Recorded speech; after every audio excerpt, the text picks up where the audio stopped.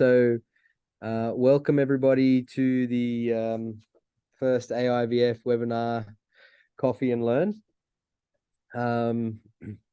We have it here today with our CEO and co-founder, Daniella Gilboa, and one of our scientific advisors and collaborators, Dr. Marcus Meseguer. AIVF is a company that started a few years ago in doing research with the videos that we're all generating in our time-lapse incubators, and they started linking those videos with the outcomes data. We're linking videos with pregnancy. We also started linking videos with PGTA outcomes, so we could start to see correlations with video data and PGT results. And we're trying to do much more and touch every aspect of the embryo development cycle by including other things like day 3. So today we have a product on the market which is able to integrate with time-lapse incubators like the Jerry time-lapse incubator, or the Embryoscope time-lapse incubator. We're able to install our system in the lab, connect directly with these incubators, and pull the video data and automatically deliver a fully automated embryo evaluation score in time for transplant or freezing or whatever it may be that you're doing on the day. Today, commercially available, we have the AIVF Day 5 model. So an AIVF scoring and ranking system for Day 5 embryos. We also have the same thing for Day 3. If you're transferring on Day 3, you'll also be able to get the benefit of an AI-based scoring system. And we've just recently now released AIVF genetics, whereby we've taken the videos from the time-lapse incubators and linked them to PGTA outcomes data from biopsies, and we have a score for that as well. There's a few other components to our product, like integration with electronic medical records. So we're able to tap in and do some analytics and present dashboards to you, so you have a better overview of your lab. And we have some communication modules in there as well, so you can chat between colleagues and communicate about patients coming in, going out on a particular day. But yeah, that's the product in a nutshell. And here today, as I said before, we have Daniella and Marcus Meseguer. So Daniella, if I can hand over to you. And hi everyone, I'm very excited and honored to be here and talk about what once was a really new concept, but I think not anymore. So talk about digital transformation of an IVF clinic and how we could really optimize the treatment and our IVF care. Our product that is now commercially available is the way we really like and love developing it is by having you guys, having the labs, the embryologists and physicians and the nurses and everyone involved in the IVF ecosystem give us feedback and ideas on what you need to practice IVF and to do better IVF care. So for that, what we usually do is we have a network of a growing network of embryologists who are on our advisory board. We consult with them, we check and ask for feedback. This is one thing. And the other thing is that we conduct different researches and studies on an ongoing basis in two different aspects. One is behavioral studies, like the interaction between the AI and the embryologist or the physician. Basically, it's the AI and the human. How can we measure this interaction? How can we have the AI and the human team up to do better results than just the AI by itself? So this is very interesting for us to really measure, understand how to communicate the best with the system. So this is one thing. We conduct different studies with our clinic partners. So any one of you who are interested, please reach out. The other is real basic research. And this is where we introduce the concept of computational embryology, because for us embryologists, I think it's really an exciting era where we could have mathematicians and physicists and not only biologists looking at our data, looking at embryos, and come up with different approaches and different ideas. At the end of the day, it really enriches us and brings us as embryologists to understand more on embryo development. So some of these basic research that we conduct with our partner clinics, some of these results go into the product. So we put it in as part of new features that are being developed and some not. But it's an opportunity for the clinics to really be engaged with something that is completely new and exciting. So this is AIVF in a nutshell. Again, it's a company that really comes from the inside of the industry, loves embryology, loves IVF. And so we are here to really promote and enhance IVF care. And I just want to say as well that the purpose of today's session is to, introduce Daniella and also Marcus. And Marcus is one of our customers or users. And we wanted to maybe just talk about the product a little bit together, ask some of maybe the frequently asked questions that are on people's minds. So Marcus has been working, partnering with AIVF for some time now. And we actually have a few interesting initiatives together.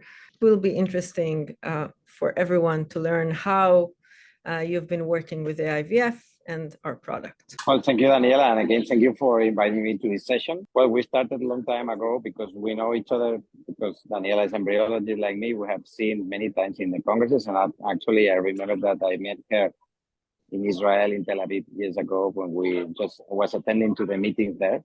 And she was telling me about the ideas to start a company about artificial intelligence and everything related with that. So we were very excited with the idea.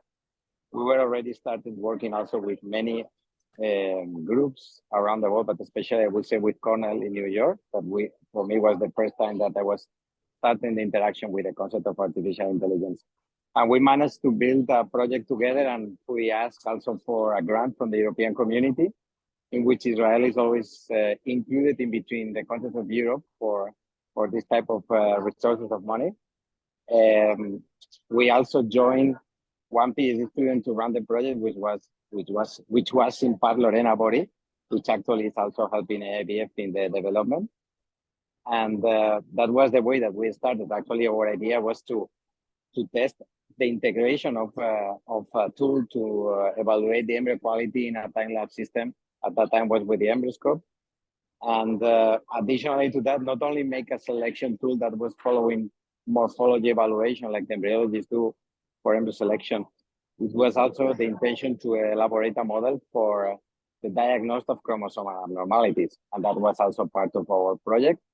And some of the publications, or at least the presentations that we have done in the congresses in the last year, especially in ESRE and ASRM. So how do you find, Marcus, from years of experience with introducing different technologies into your practice, into the IVF clinic, and with presenting it to embryologists, what would you say the best way to introduce such a new concept, new technology, AI for IVF, which is pretty new? How do you do it in your lab, presenting EMA and working with EMA and introducing it to your staff? We're a very particular lab, definitely, because we do a lot of research. And actually, we like to test. Of course, we like to participate in the projects that we are using, but also we would like to test and see the utility. And it's the best way for me to convince the embryologists that this technology is helpful. I mean, evaluate with our own data, show them the results, and then they will be convinced. Because in many cases, the embryologists are skeptical about any new technology that is introduced in the lab. And it's important to talk about them, about the logistics and about the way that is used it, and especially if it's easy or not to use and it's friendly user.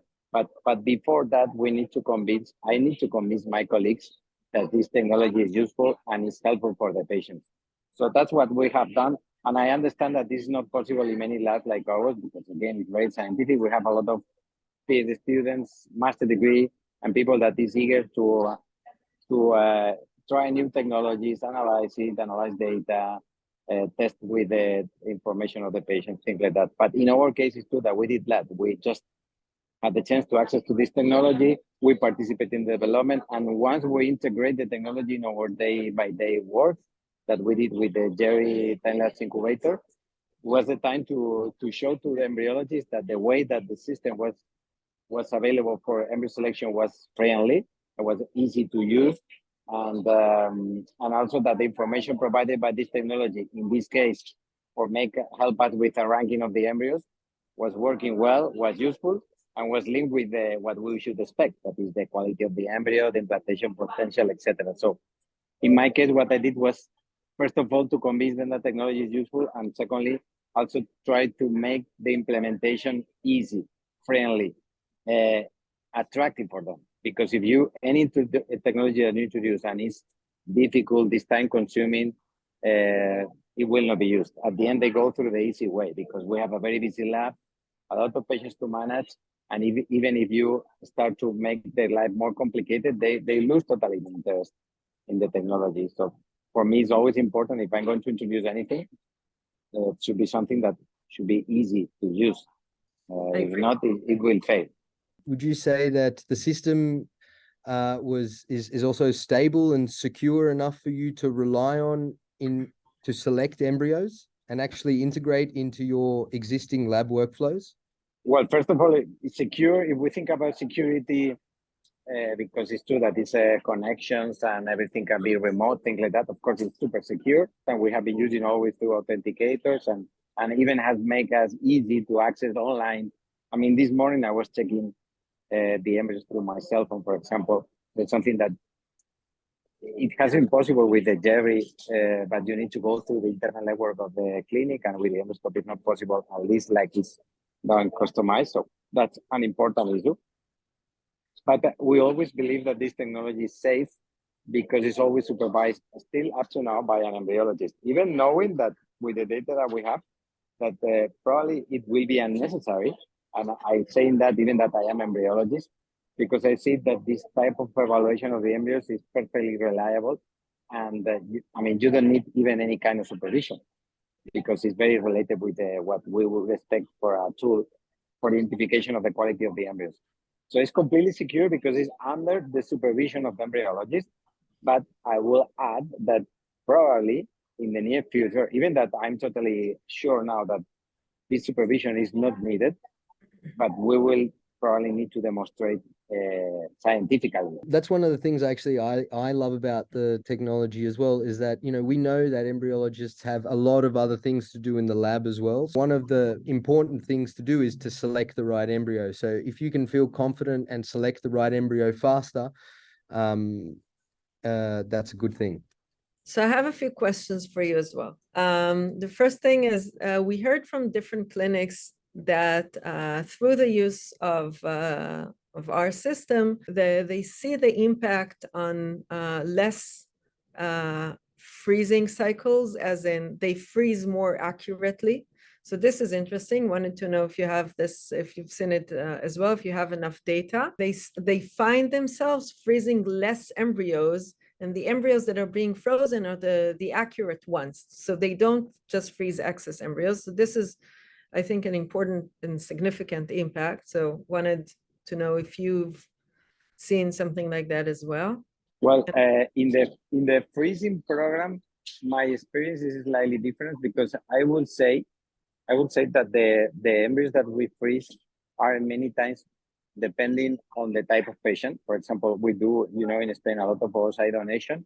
We're trying to be more restrictive, because at the end, the patients are paying for a cycle that are supposed to be extremely efficient. And then probably we're more restrictive and we don't freeze embryos that are poor quality. But we don't do the same for standard patients, especially patients with very limited number of embryos, that even that we know that some of them have limited potential to be implanted, to have a baby, but this is probably one of the last chances of a patient. So we don't feel with the authority, I would say, even with the technology, to decide not to freeze. I mean, I haven't reached the point that any kind of technology is going to tell me that one embryo is not enough viable to be transferred more than the clear embryo that is arrested. But I have another interesting observation about embryo freezing, which is the criteria for selection, because we have done an algorithm. We did an algorithm in our clinic based only in morphology, trying to select in between the embryos that we have frozen.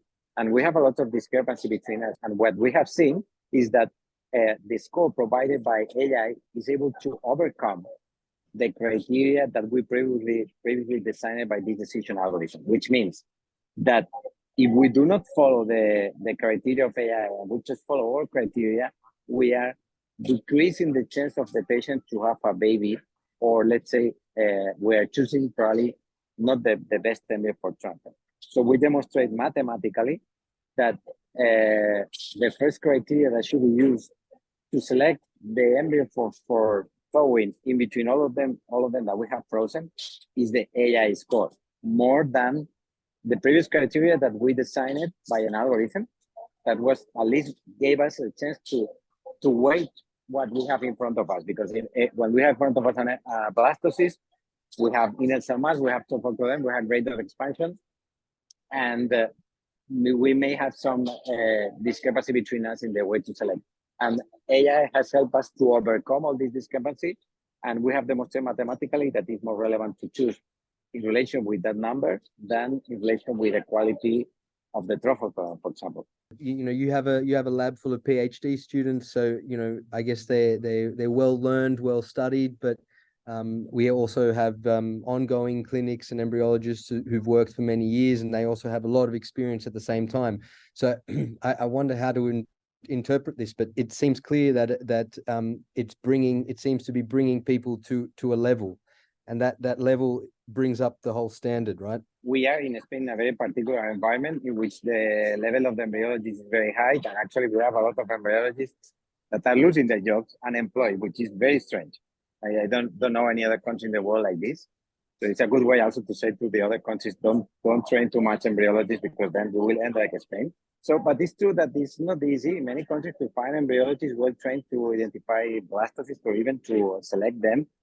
And additionally to that, I would say that there is a lot of heterogeneity in between us in the way that we evaluate the embryos. And this has been widely demonstrated mathematically, that the level of agreement between us is not very accurate.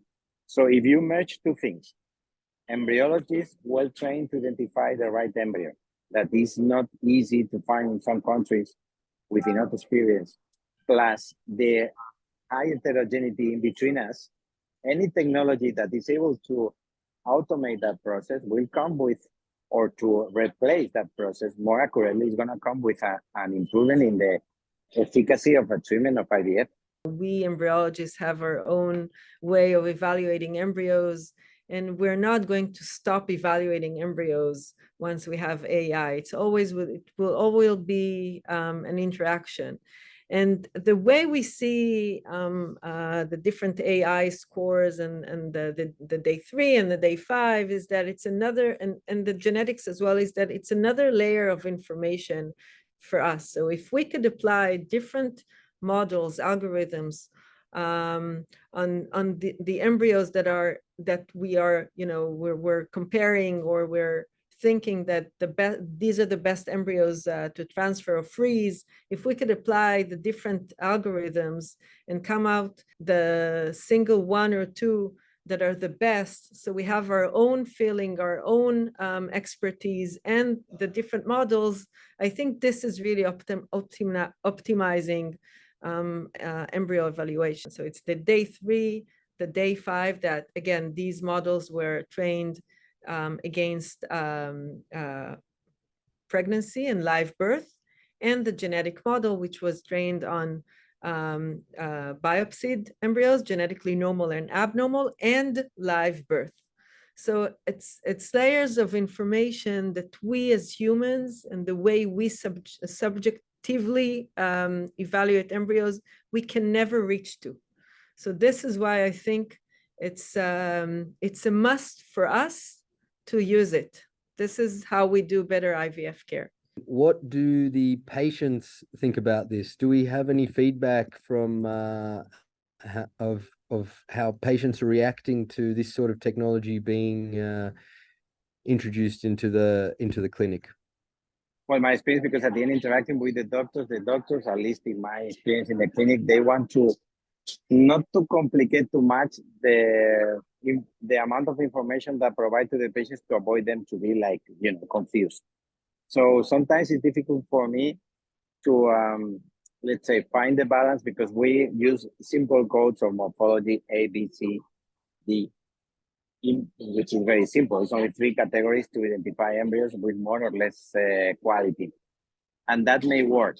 But it's also true that if you use like a note, like a score, which is from 1 to 10, it's like when you do an examination and you have your results.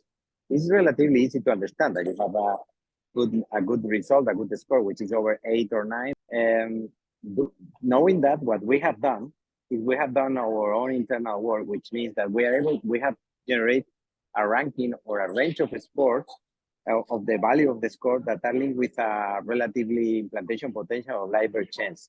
And we have shared this information with our doctors to have it in the consultation, which means that when the doctors are explaining, sometimes in some clinical embryologists are explaining the procedure to the patients, they share with them this table, or they show them this table that, look, if your embryo is on a score between 5 and 6, you may expect an implantation potential or a live birth rate of 35%. And it's between 9 and 10, you will expect like a 75%, something like that.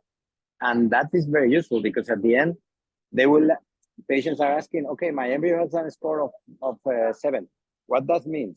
And the doctor can say, okay, with 7, you're in a range that you may expect an implantation potential of whatever percentage. So that's something that we are doing now, because it's a way to approach the information provided by the AI to the patient. And we always talk about digital transformation is providing more efficient way of working and communicating. So a few features that our system provides are very interesting, but I want to talk about something specific, which is the analytics. What happens from the start of the treatment to the end is really being able to look at the data. And the fact today that we have time-lapse videos or time-lapse incubators that generate this data for us, and we have EMR system that generates data. This is the crucial thing of the EMR and the time-lapse. It generates data. So it becomes, the clinic instantly becomes a data generating clinic.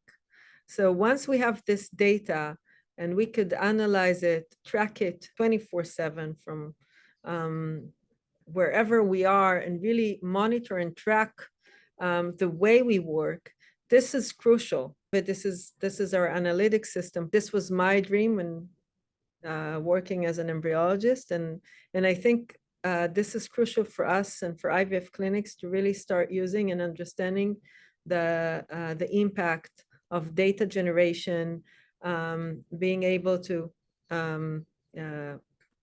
understand the data, and make decisions upon or based on the data that we can read. I just wanted to say, one of the things when I first started installing time-lapse incubators into clinics, people would ask me, what am I going to do all this data? And nobody ever wanted to delete it. And now we have a way to leverage that data. So I think that's a great step finally.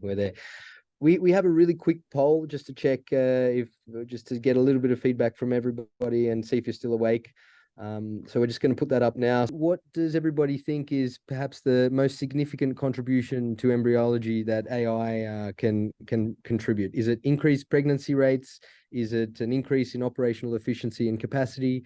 Is it reducing the bias that we've talked about maybe, or that we've heard about in embryo selection? If we have a lot of embryos, the first one we see is the first one we pick. Or do you not believe in it? Tell us what you think. That if we concentrate everything about AI in that it's going to increase the pregnancy rate of the cycles, I mean, probably if we are expecting that in the next few years, this technology will disappear, which will be totally a big mistake, because these kind of things are extremely difficult to demonstrate. So I think it's not, we should not focus on that. Actually, we're trying to see if it at least is able to mimic, not replace, mimic or help or counsel or complement the embryologist workflow, the embryologist work, yep, more than just trying to improve the outcome, because improve the outcome is going to be quite complicated, because there are many other parameters not related with the embryo. I see that there is a very promising background behind AI in those things related with non-invasive PGTA, plus the help that AI is giving to us in the laboratory management and the management of the KPIs, which is extremely interesting. Now we are just in the first, let's say, the first steps of AI introduction that has been focused on embryo selection. But behind that, there is hundreds of applications that will be available sooner or later. If we want to really concretely prove in randomized control studies, if the pregnancy rates are really increasing, it's a hard thing to do, and it takes a long time and could take a lot of money. But there are alternatives as well, and that is to try the product. You have the opportunity to do that with us, for example, as well. And if you don't believe in it, you have the opportunity to try and see for yourself, as Marcus did, to see if it works. Every day we're trying to include new technology new procedures, new ways of working. For example, now, to do a very simple example, we are now in the process of the introduction of the rapid vitrification, rapid warming in the clinic, which is a simple simplification of the process of vitrification, reducing the timings of the incubations in the media. And we were just wondering if this is going to have an impact on the reproductive outcome. And in this case, the tools of AI are extremely important, because we are going to have a very accurate measurement of the consequence of any change in our procedure. And before that, we were just looking at the embryos, expecting to see the reflection in the pregnancy, which is affected by many other parameters. But we are now have these fantastic tools. I mean, we have started to apply rapid vitrification or warming in the clinic, and we're going to use AI to quantify the effect or the consequence of this change in the protocol in the outcome. And we're using very accurate tools for that type of evaluation. So I think it's an interesting debate, and the fact that the way we conceive the impact of AI in the clinic is on efficacy and efficiency. And yes, working with AI and automation and not having to do some mundane tasks as reporting and documenting and letting the AI does it for us, and it does it better than us, then I think this is the first step. The next step is really understanding that there's huge amount of data here in the company, and not only, there's now an industry of these new technologies, and there's enough data now to understand that the way the human grade an embryo is by its subjective human analysis. It is what it is. And there's enough data now to really convince ourselves that AI is able to detect features in the growing embryo that are not seen by the human eye, and these embryos are correlated with different outcomes. And so the fact is that these scores that are getting more and more and more accurate as we use them, they're trained and based on understanding the outcome. Humans cannot predict. We can identify features, but we cannot do any prediction. I'm saying that we don't have to eliminate ourselves, but we have to understand that using these systems and applying these systems or these algorithms to do better selection for freezing and for transfer, this what makes us greater embryologists, because we are able to use something that is not only our human eyes, but the tools to provide us to do better IVF care. So yes, we see increase in pregnancy rates because of different things, because of the fact that it's more accurate, because of the fact that we reduce the biases, and because of the fact that we standardize in each and every clinic the way the embryologist works. So at the end of the day, the impact is higher success rates and, you know, just a better, more efficient clinic. Marcus, what do you think was the biggest challenge that you encountered when you were integrating AI into your workflow? You have to interact with your EMR, with your time-lapse incubator, which are different brands. It depends on the prototype of embryologist. Is the more experienced, more senior, the more complicated to make them to implement, and the more junior, the easier. The easier way to do it is to train them, not training in the use, because this technology is very easy to use. It's train them in the knowledge, sharing knowledge with them, sharing publications, sharing data. We make special sessions for one topic, which is, for example, the introduction of AI. We make it this weekly or monthly, and when I show them the data, is the easiest way to convince them. So through publication, through our own data, we make discussions and we make a decision together, but Okay. they must be convinced. Have you established any processes in your lab, like cutoff for the AI score to say be a threshold for vitrifying the embryo or anything like that? Have you got procedures in place that you've defined, or how have you done that? We haven't reached that point, even that we have tried to do it, and the expectations of the patient is depending on the treatment. So sometimes we will discard embryos. In some cases that we will not discard, it will be a different type of treatment. Okay, so I've got another question here. It's a little bit around the time-lapse incubators, the paper that was published recently by Kisslinger et al., comparing time-lapse to conventional incubation. I think there's varying opinions around that as well, but what do you think about the addition of AI to the time-lapse? Do you think, like, if we did say a study like that, it would be irrefutable that now time-lapse is you know, better than conventional, or because of the AI? Well, definitely AI safe time-lapse. Safe time-lapse has had a period with what's super popular, then decrease the interest, and then I think that AI make time-lapse again a technology very interesting. So it was like a rescue technology for time-lapse. Even that I not agree. I mean, I was in a comment that clearly demonstrated one paper that is not improving. It's not true. There are papers that are demonstrated. We have one, but there are other papers that we did randomized trials in which we demonstrate that time-lapse technology was improving the results. One of the last papers that was done with Jerry, without the improvement that was done in Netherlands with a very good journal, it was showing very poor results, day 3 transfer with live birth rates of 20-25%. So difficult to move to the reality up to now, in which we have live birth rates around 50%. So the data is not enough. It's not enough to make any kind of conclusion. And we have some studies that demonstrate that there was an improvement. Some of them are not. Most of the labs have the technology.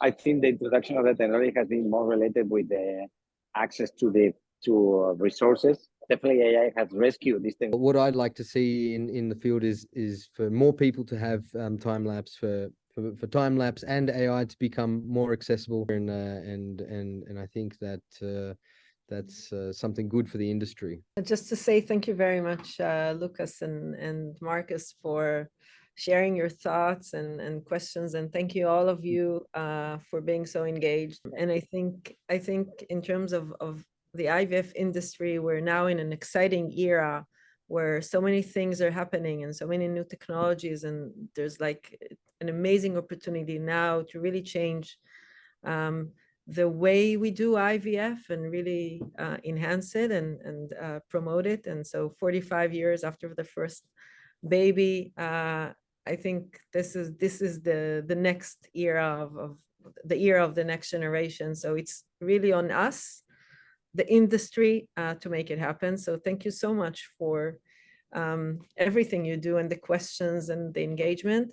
We'll have more and more of these webinars. And again, any question you have, so please reach out. And if you want to be part of our, be a partner or part of our research, so just reach out. And thank you again for everything.